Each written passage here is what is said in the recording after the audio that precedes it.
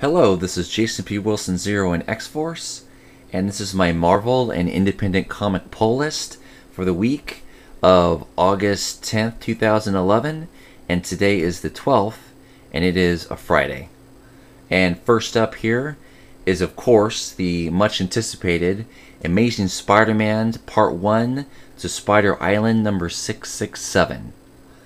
And I absolutely loved it. Now, I really enjoyed the last issue, which was a prequel, and I enjoyed it so much I thought, wow, this almost could be part 1. And then I read part 1 and I say, oh, okay, this is really part 1. First off, like most of you, I'm sure you really wanted your Big Time Spider-Man back. I know that's what I wanted. I really wanted Big Time Spider-Man, and I wanted him in a big way. And after reading the prequel, I was very much anticipating that. And for a person that really wasn't on board with Spider Island in the beginning, I really wasn't into the whole storyline of everyone in New York. It's Spider-Man powers. I really didn't like that theme, and I really wasn't interested in it, especially with all the event books that have been coming out. I was kind of overdone. Even though I love a big event stuff in summer books, I really enjoy that. Look forward to that every year. Still, I was like, I don't want another one. I was avoiding some of the others, even though I wanted to read them, so I didn't understand why I would want to read about a bunch of people with spider powers in New York City. Did not seem good to me at all. Then I read that prequel issue, and bam, I was really hooked right away. It felt like Big Time Spider-Man. It looked like Big Time Spider-Man. It read like Big Time Spider-Man. And I was like, this is what I want, Big Time Spider-Man. So, very much looking forward to this issue. Now, first of all, I want to say that when I got to my comic book store, they didn't have two big books for me. Now, I have these books in my saver. So, all my books should have been in my saver, but I'm not sure if any of you guys have had this issue when big books come out, but they anticipated Big Time Spider-Man issue 1 being a big seller, so they bought a bunch of extra issues. I usually pick up on Wednesdays, but sometimes I can't get there. I picked up on Thursday, the day after they came out, which shouldn't be a big deal. But I walk in and they hand me my stack of books, and there is no Big Time Spider-Man in there.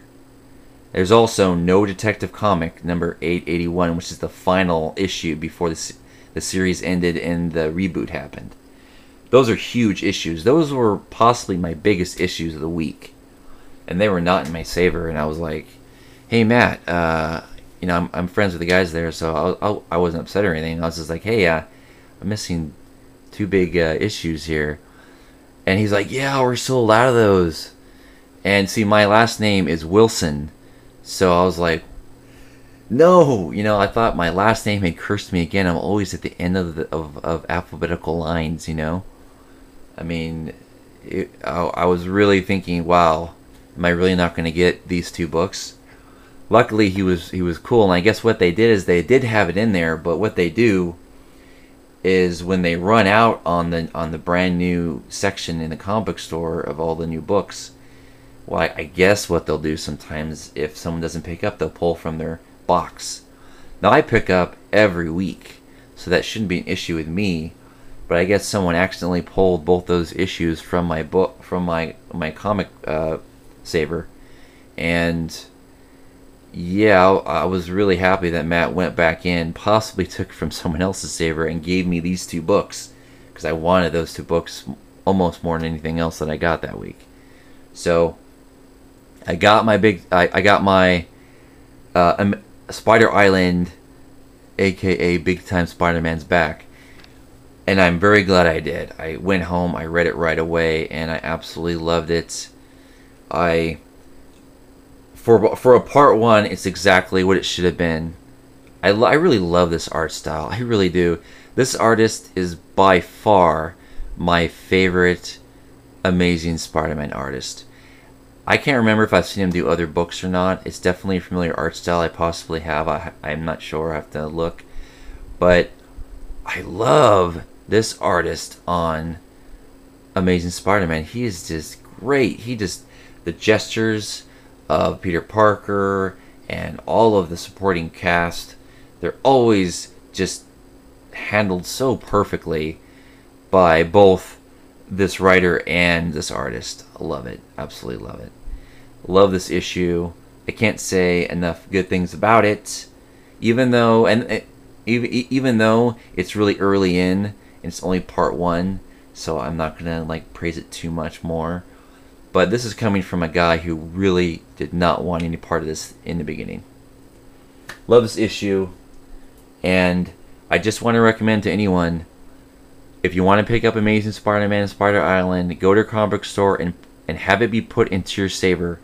Because for a guy who had it in his saver, I almost didn't get it. So I have no idea if you guys are having like that type of demand in your comic books, your comic book stores. But I'm thinking that you might. So play it safe. If you want this, put it in your saver, because otherwise you might not get it. And it's definitely a must-read for any and all Spider-Man fans. Alright, and next up is Ultimate Fallout, Spider-Man No More, issue number 5. Alright, so I really liked issue number 1, and I've been enjoying this series, but I have to say, it's starting to get a little long in the tooth for me. And what I mean by that is, I really thought it was only going to be an issue or 2, and now I find out that it's a 6-issue series. So I guess they planned that since the very beginning, I suppose. I do like this being coming out every week. I like that. Every week a next issue comes out. So that's great. Not for my wallet, but that's great because, you know, I can hurry up and get this over with and be prepared for the new Ultimate line that's coming out soon. But, you know, they really didn't need to have it be this long. Issue number 1 was great. Issue number 4 was essential. Other than that, there wasn't any need. Now, issues 2 and 3 were interesting. There was build-up. There was stuff going on with the Young X-Men that I really enjoyed. There's some stuff going on with, you know, the whole Ultimate Team and stuff. So I'm definitely glad I read them. But of all the issues, here number 5 is definitely my least favorite issue. Now, if you want to read the full story incomplete, in its, you know, incomplete form, then yeah, you definitely have to read issue number 5. But I really didn't like it. Now, I guess probably a little too strong. I didn't really like the artwork. I thought of all the books, it had the poorest artwork.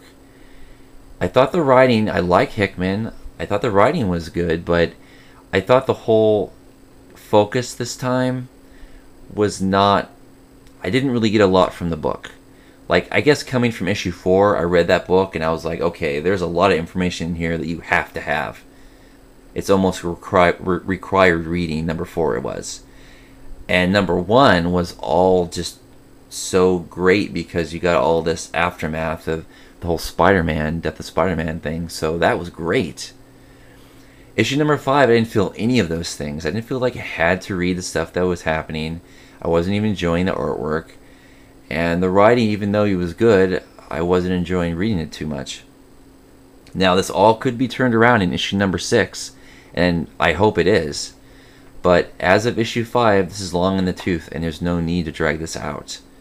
Hopefully, issue number 6 will make issue number 5 better, and it won't be long in the tooth. It'll be as good as issue number 1 and issue number 4. But if it's not, if it's another issue number 5, if they end it like this, I'm going to say, Marvel, you're just trying to get more money out of our wallets, because you did not need to draw this out this long. We'll see, though. We'll see. Like I said, you have to be reading this if you really want the most out of the new Ultimate line. And for those of you who are Ultimate Spider-Man fans, at first it was a must-read. At this point, though, I'm not too sure. And next up is Incredible Hulk number 634, and this is part 5 to Heart of the Monster, which is the very last story arc before the end of this series. They will be ending Incredible Hulks after this story run. This is second to last issue. 635 will be the end of this long-running book. I'm very glad this is second to last and not the last, because if it was, I had so many last books this week that were bittersweet, that I really didn't want to have another bittersweet book. I'm glad that it'll be out in a week or two. I really like this book.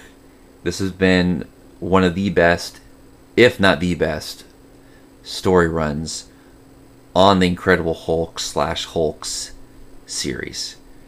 It has been great. Great artwork, fantastic writing, and I am so looking forward and anticipating the last issue, 635.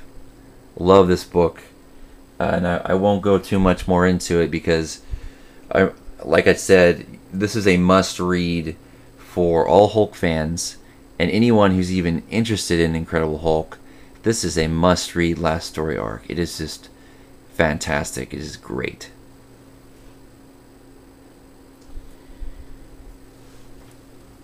And next up here is Fear Itself, Uncanny X-Force, limited run, and issue number 2 of 3. Okay, so first off, if you must read everything that is Fear Itself, sure, go ahead and pick this up. If you're a diehard, X-Force fan like I am, definitely pick this up. But if you're just a passing, reader of X-Force, and or you're just wanting to read the most important storylines of Fear Itself, there's absolutely no reason to pick this up. And this is coming from someone that loves X-Force. So like for me, I am always going to pick up anything that says X-Force on it, whether I like it or not, because I really want to read X-Force. And X-Force, even though Wolverine is overused, X-Force is not overproduced. They rarely have a series like this that comes out on the side. It's mostly just the main series. Now, this is nowhere near as good as the main series. Again, it's just what's going on with X-Force and how they're connecting to the whole Fear Itself stuff. Even though I did like issue 1, and I do like this issue, as I'm reading it, I'm thinking, after I'm done reading this, probably after issue 3, it's not out yet, I won't judge it just yet, probably it will be forgettable. I really don't think that the writer, even though he writes well, I don't think he really captures the spirit of the characters that are in X-Force. Sometimes he does a really good job. Other times the characters come out quite flat. So this is not a book I can highly recommend at all. But if you're an X-Force fan, die hard like me, then yeah, definitely pick it up. It's good enough to read. But Marvel books aren't cheap, though this is a $2.99 book, so that helps out a little bit. Now I'm hoping issue number 3 will really be the big, big bang thing that I'm looking for. But so far, 2 issues into a 3-part series, not very impressed. It's just barely good enough for me to want to read. Also, the artwork, I really didn't mind it at first, but here on issue number 2, some of the art panels I really didn't like at all. Others were pretty good, but I don't know. I didn't think the consistency was perfect, and I do expect a lot from my X-Force, so maybe I'm being a little harsh on it. But yeah, like I said, I do enjoy it. I like what they're doing with Deadpool in this so far, but we'll see. I'll hold my judgment till the last issue comes out. And that's it for my Marvel books. And first up and last up for my independents is my Morningglories number 11 from Image. Now, I don't really need to say too much about Morningglories. If you're reading Morningglories, you know exactly how good it is. The story writing for Morningglories is pretty much second to none in the Image books. It has great writing. The artwork is not the best, never has been, but because the story is so good, it fits it well enough, sometimes very well. I've always loved the covers. The the stories have been focusing on individuals, so every issue has been about one of the young adults that are, starring in Morningglories. And I have really liked that. I think that it's been a real good insight to each of the characters. And this character, of course, is the character we all love to hate. And this is a very interesting read because it gives you kind of more insight to who he is and why he is the way he is. And of course, that is to be expected. That's what they've been doing with all the characters. But I did really like this one because like I said, this is a character you love to hate.